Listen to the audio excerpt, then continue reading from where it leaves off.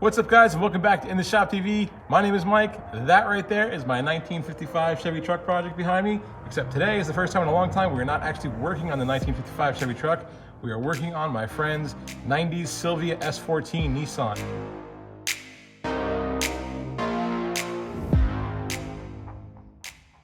Actually, we're not really working on that car. We're just gonna weld up some exhaust for him. I don't know if you guys remember from the last episode, we kind of had him here in the middle of the floor behind me. We had him there for a while fixing some stuff on his car, and they had sent him a Cat Delete exhaust kit, except the kit wasn't a Cat Delete kit, it was for the catalytic converter. So to bolt him up and get him out of here, we gotta keep the catalytic converter and just stick it in the middle of his brand new exhaust system. So he is bypassing that catalytic converter, and that's what we're gonna do today. Is we're gonna take a section of pipe and put two exhaust flanges on it, except I'm gonna weld it up so that we can't see the welds at all, and it's gonna look pretty slick. This is kind of like my trick for an invisible exhaust weld, if you will. If you're gonna do butt welding, where you're just putting two pieces of pipe together and welding them, this won't work for you. But if you're gonna start building custom exhaust from flanges, this will work out great and you won't see any welds. Now, this is also a way that you can use a MIG welder and get really nice looking exhaust, when typically to get a better or more cosmetic looking exhaust, you would use TIG welding process and get much nicer looking beads than you would with a MIG welding machine. Although you can get very nice looking welds with a MIG machine, TIG is often preferred because they're kind of, well, pretty, honestly. Let's get started.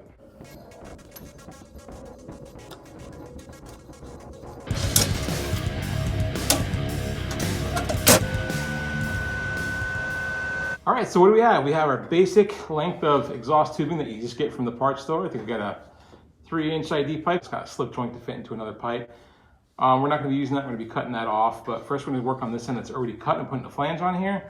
But the first thing I wanna do, this is galvanized, so I wanna kind of get some of this pickling and galvanic coating off the surface here so we can get a good weld to it. Also, if you ever weld galvanized, it makes a poisonous fume, which is no fun to inhale. So make sure you always get that stuff off of there.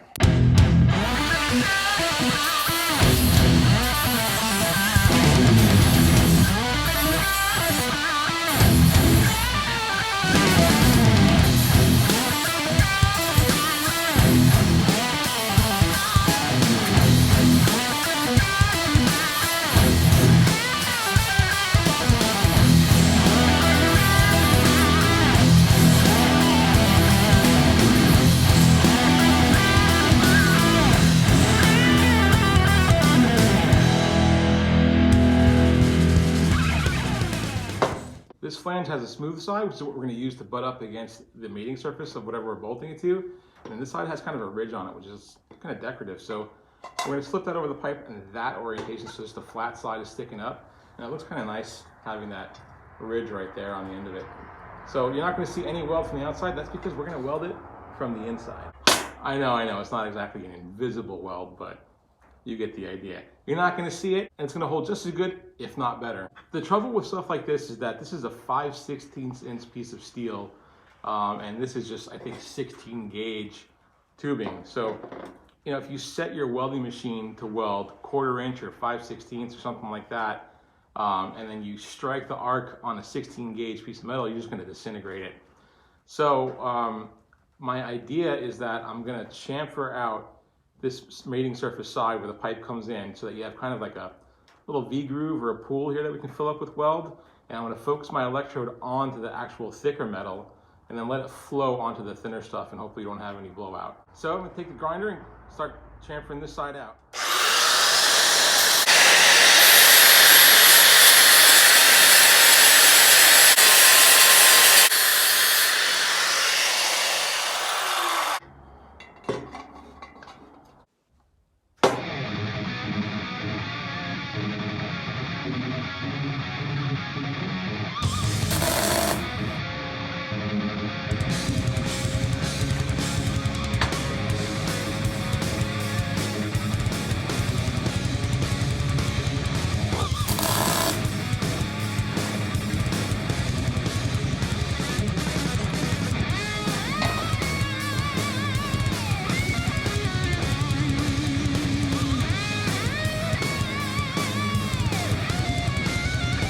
Seems pretty straight.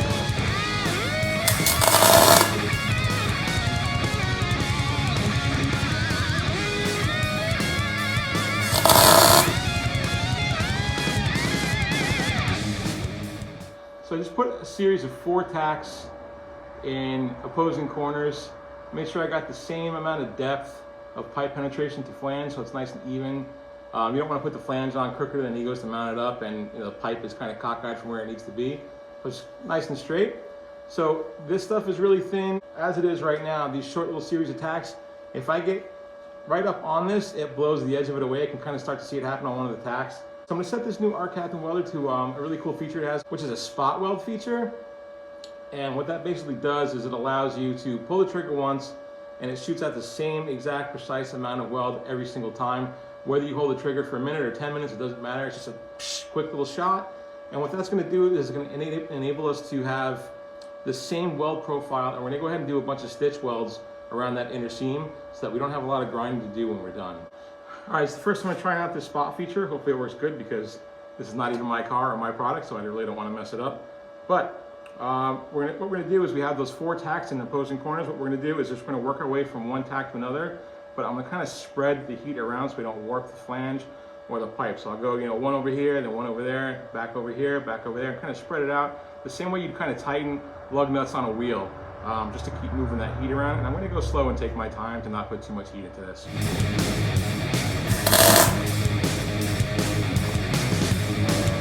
Very nice.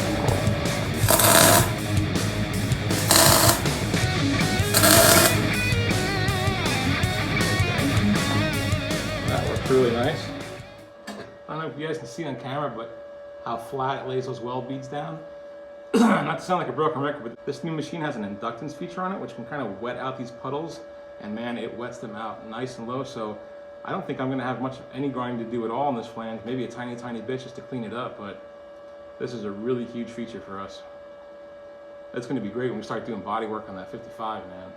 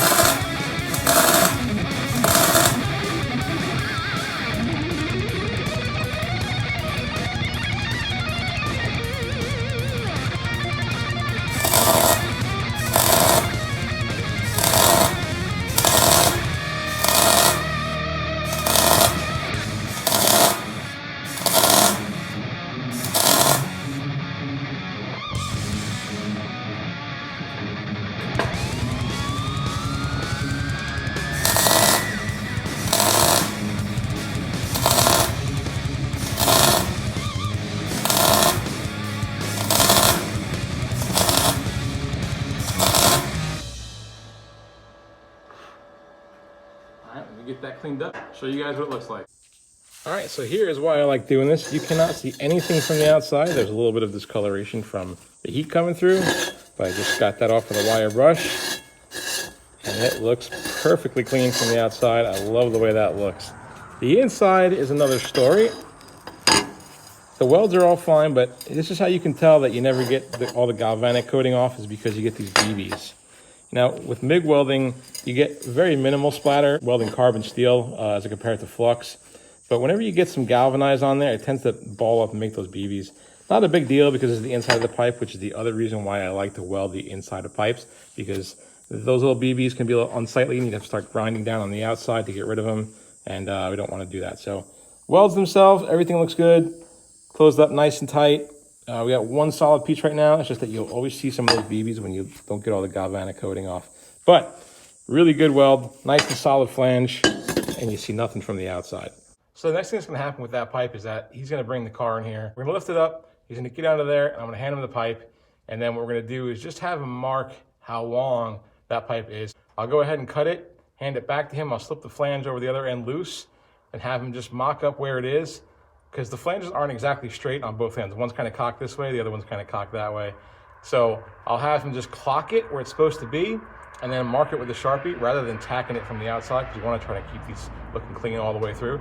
So I'll mark it with a Sharpie so it'll be clocked, pull the pipe back off, do the same exact step that you guys just saw in reverse, weld it from the inside, grind everything smooth, bolt it on and go. That's going to be pretty much it for that pipe. I still have the 55 Chevy pushed all the way as far as I can to this side of the shop because we have a huge project coming in actually today. It's going to be an absolute game changer for this 55 Chevy truck build. It might actually end up being a series of videos because I'm by myself over here working. So the project's so big and going to benefit this truck so much so that I don't know if I can get it all done in one episode. So you guys definitely don't want to miss this next episode or next couple episodes coming up. They're going to be something really cool that I think you guys will like. I know I'm going to like it. Well, you know, welding the other side of the exhaust is the exact same as the first side, so no sense in boring you to tears with that. I'm sure other people weld pipe and flanges from the inside. I'm not the only one who does that. But it's just a really nice touch that you cannot see any welds from the outside. Sometimes, like I said, you have to because of butt welds. If you know, fitting custom exhaust bends and stuff together, you're gonna see welds, and that's where TIG welder would really come in handy.